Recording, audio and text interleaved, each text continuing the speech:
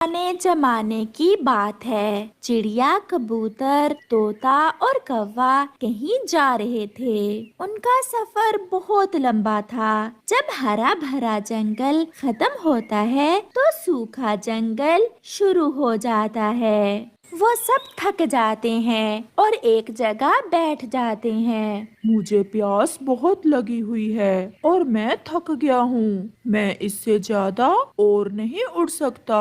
अब तो पानी दूसरे जंगल में जाकर ही मिलेगा और हमारा सफर भी लंबा है। चलो हम थोड़ी देर यहाँ खोज करते हैं। हो सकता है हमें इसी जंगल में कुछ खाने और पीने को मिल जाए। जिसे जो भी मिलेगा वो दूसरों के साथ मिल बांट कर खाए पिएगा। ऐसे वो सब अलग अलग दिशा में उड़ते हैं। काफी खोज के बाद कबूतर को एक सूखी हुई नदी के पास एक नारियल का पेड़ दिख जाता है, जिस पर एक नारियल लगा हुआ था। ये फल दिखने में तो बहुत अच्छा लग रहा है। इसका स्वाद भी अच्छा ही होगा। मैं इसे तोड़कर देखता हूँ। फिर कबूतर अपनी चोंच से नारियल को तोड़ने की बहुत कोशिश करता है, मगर वो ऐसा नहीं कर पाता। फिर कबूतर नारियल उठाता है और वापस जाता है। वो सब फिर से इकट्ठे हो जाते हैं। किसी दूसरे पक्षी को कुछ भी खाने को ना मिला था। दोस्तों, मुझे ये एक फल सूखी नदी के पास से मिला है, मगर मैंने इसे तोड़ने की बहुत कोशिश की, परंतु ये फल तो टूट ही नहीं रहा। मुझे तो ऐसा लग रहा है इस फल का छिलका लकड़ी से बना हुआ है। मेरी चोंच बहुत तेज है, मैं इसे काट सकता हूँ। हाँ, तोता ये कर सकता है। इसकी चोंच बड़ी भी है और तेज भी। फिर तोता अपनी तेज चोंच बार बार उस नारियल पर मारता है, मगर सब फजूल। वो नारियल ऐसे कहाँ टूटने वाला था। बारी बारी कोशिश करने के बाद वो सब निराश हो जाते हैं और नारियल उनसे नहीं टूटता। इस फल ने तो हमें पहले से भी ज्यादा थका दिया है। चलो इसे छोड़कर कहीं और जाते हैं। जाते जाते कौवा वो नारियल अपने पंजों में उठा लेता है और वो सब वहाँ से उड़ते हैं। फिर कौवे के दिमाग में एक उपाय आता है और कौवा दूसरे दोस्तों से ऊपर बुलंदी में चला जाता है। कौवे, नीचे आ जाओ, नीचे, इतनी बुलंदी पर ना उड़ो। फिर कुछ बोले बिना कौवा वो फल ऊपर से नीचे जमीन की तरफ फेंक देता है, जो नीचे गिरते ही टूट जाता है। ये देखकर सब पक्षी बहुत खुश होते हैं और वो सब नीचे उतरते हैं। इस फल में तो पानी भी था, मगर अफसोस हम पानी नहीं पी सके। यार कालू, क्या दिमाग लड़ाया। हम में से किसी के भी दिमाग में इस फल को ऐसे तोड़ने का ख्याल नहीं आया। दोस्तों, किसी काम से हार मानने से अच्छा है कि दिमाग लड़ाते जाओ और फिर वो काम हो ही जाता है। फिर वो सब मजे मजे से नारियल खाते हैं। ये फल तो बहुत स्वादिष्ट था। अब अगर हमें कहीं से पानी मिल जाए तो बाकी का सफर बहुत आराम से गुजर जाएगा। जैसे भोजन मिल गया, ऐसे ही हमें कहीं ना कहीं से पानी भी मिल जाएगा। वो फिर से उड़ते हैं और फिर उन्हें एक वीराने में एक घर नजर आता है, जिसके बाहर एक मटका पड़ा हुआ था। वो सब दोस्त वहाँ उतरते हैं। इस मटके में पानी तो है, मगर बहुत थोड़ा पानी है। हमारी चोंच इस पानी तक नहीं पहुँच सकती। काश मैं सारस होता तो मैं ये पानी पी लेता। सारस होने से कहीं अच्छा है कि तुम अपने दिमाग से सोचो कि इस पानी को कैसे पी सकें। फिर वहाँ बूढ़ी फाख्ता आ जाती है। पक्षियों, लगता है पानी की खोज में हो। माँ जी, बहुत प्यास लगी हुई है। हम दूसरे जंगल जा रहे हैं और थके हुए भी हैं। मेरे इस घड़े में पानी तो है, मगर पानी बहुत थोड़ा है। शायद वो आपके काम न आ सके, क्योंकि आप में से किसी की भी चोंच इस पानी तक नहीं पहुंच सकती। फिर कुछ देर के बाद कौवा उछलकर बोलता है, आ गया, आ गया, पानी ऊपर आ गया। मेरे दादाजी ने एक बार ऐसे पानी पिया था। चलो हम भी ट्राई करते हैं। कौवे, कैसे? पानी कैसे ऊपर आएगा? पानी तो वहीं का वहीं है। सब दोस्त जाओ और कंकरियां ला ला कर इस मटके में फेंको। फिर वो सब ऐसा ही करते हैं। वो कंकरियां लाते हैं और मटके में फेंकने लगते हैं। धीरे धीरे मटके का पानी ऊपर आना शुरू हो जाता है, यहाँ तक कि उनकी चोंच पानी तक पहुँच सकती थी। फिर वो सब जी भर के पानी पीते हैं। बूढ़ी फाख्ता कौवे की अकल देखकर हैरान थी। वो भी पानी पी लेती है। कौवे भैया, आपकी बुद्धि के कारण हमें खाना मिल गया और पानी भी। शायद इसलिए मेरे दादाजी कहा करते थे कि जरूरत आजाद की माँ है। फिर वो सब खुशी खुशी अपना आगे का सफर शुरू करते हैं। चुलबुली बेटी, क्या आज नदी पर नहीं जाओगी आप? माँ, आप मुझे घर पर ही पानी ला दें। वो कौवा बहुत शैतान है। जब भी हम नदी पर जाती हैं, वो हमें देखकर सीटियाँ बजाता है और तरह तरह की बातें करता है। बेटी, हम बेटियाँ इतनी कमजोर नहीं होती कि कोई सीटी बजाए और हम बाहर जाना छोड़ दें। गली में कुत्ते भौंकते रहते हैं और गुजरने वाले गुजर जाते हैं। हाँ, अगर कुत्ता ज्यादा ही भौंके तो अपने पास डंडा रख लेते हैं। माँ, आपने मेरा हौसला बढ़ाया। अब मुझे किसी का डर नहीं है। जिसकी मम्मा इतनी बहादुर हो, वो कैसे कमजोर हो सकती है? फिर चुलबुली अपने घर से निकलती है। वो सीधी नदी पर जाती है।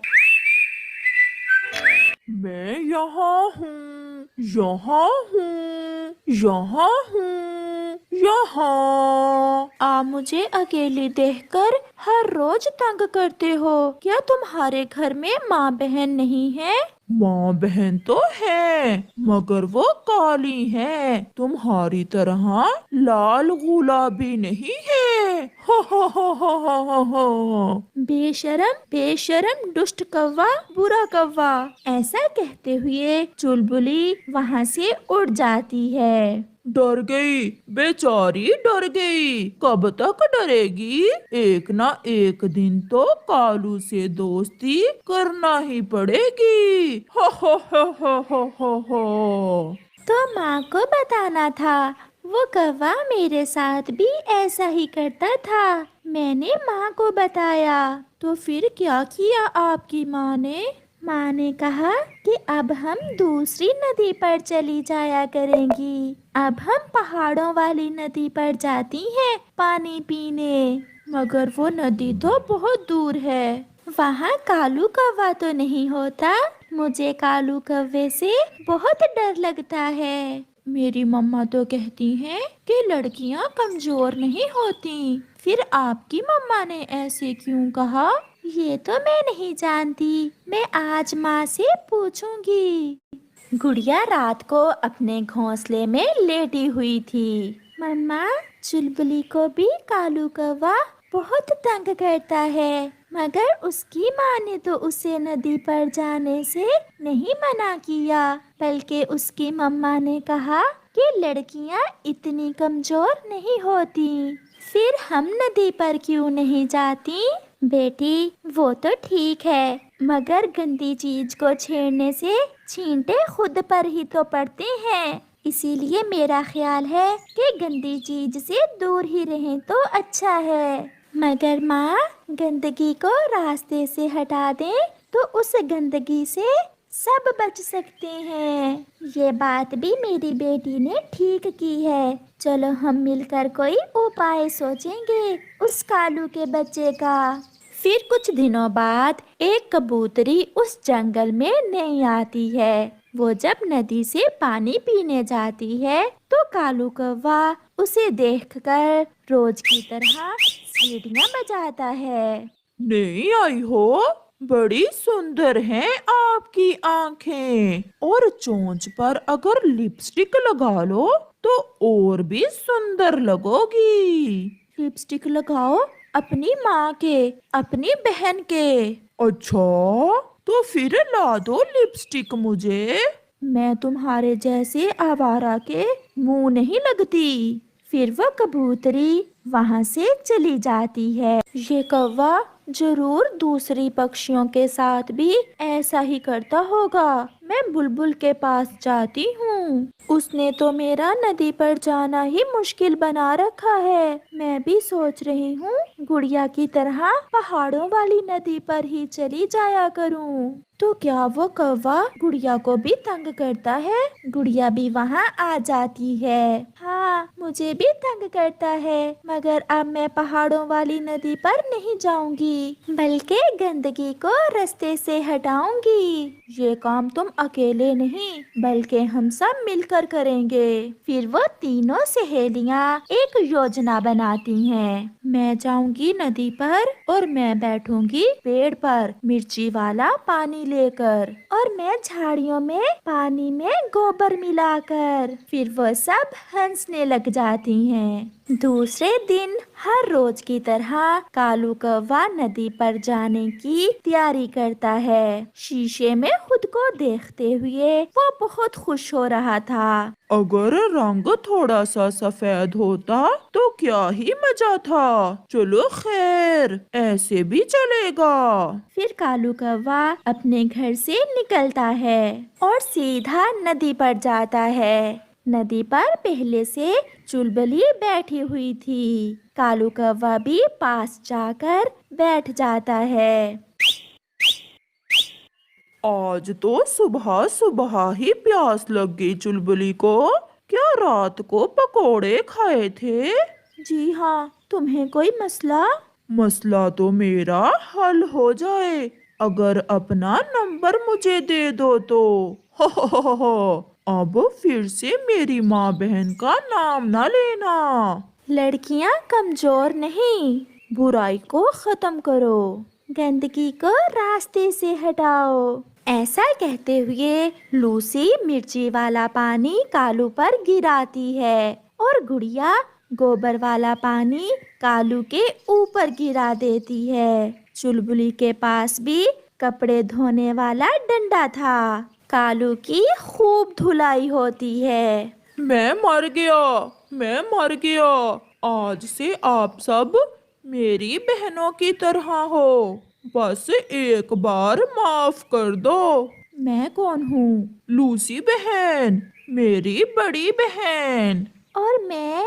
मेरी सुंदर सी गुड़िया बहन। डंडा दिखाते हुए चुलबुली पूछती है। और मैं? आप तो सबसे सुंदर बहन हो मेरी। अब भागो यहाँ से, अगर फिर नदी पर नजर आए तो मार मार कर चोंच तोड़ देंगे हम सब मिलकर। फिर कालू वहाँ से भाग जाता है और फिर कभी ऐसा नहीं करता। प्यारे दोस्तों, इस कहानी से हमें सीख मिलती है कि हमें बुराई से दूर भागने की बजाय उसका मुकाबला करना चाहिए और उसे खत्म करना चाहिए। सर्दियों की छुट्टियां खत्म होने में केवल 2 दिन बाकी थे। जग्गू कौवा नदी पर बैठा हुआ खिलौनों से खेल रहा था जब चिड़िया का बेटा कुकू वहां आता है। जग्गू, मैं आज अपनी मम्मा के साथ नानों के पास जा रहा हूँ। हम कल लौट कर आएंगे और फिर परसों स्कूल जाने की तैयारी